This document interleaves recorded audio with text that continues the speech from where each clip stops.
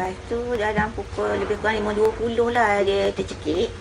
Bila dah tercekik tu kita usahakanlah bagi dia keluarkan, kita tepuk-tepuk, panggil lah jiran-jiran tolong semua kan. Keluarlah ecok kodok tu daripada mulut dia. Tapi ada lagi kat dalam, dia tak nak buka mulut dia, saya kena korek mulut dia. Dah keluar sikit bagi air tu dia muntah. Dia muntah, lepas dia muntah tu dia terus lembik. Tapi dia orang usahakan jugalah pangku bawah ketiak ni nampak kata tercekik kan.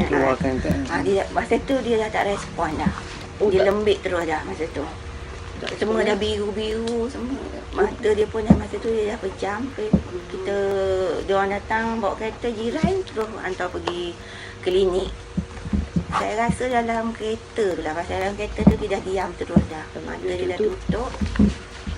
Kita panggil, itu tangan dia pun dah, tangan dia masa tu sejuk macam air batu. Tangan dia pun sejuk sejuk. Semua dia dah terkulai atas saya tu, dah tak ada apa. Panggil tepuk-tepuk pun dia diam. Sampai klinik, doktor datang cek, doktor kata memang dah tak ada lah. Mungkin dalam 5.40 macam tu lah, 5.45 lebih kurang.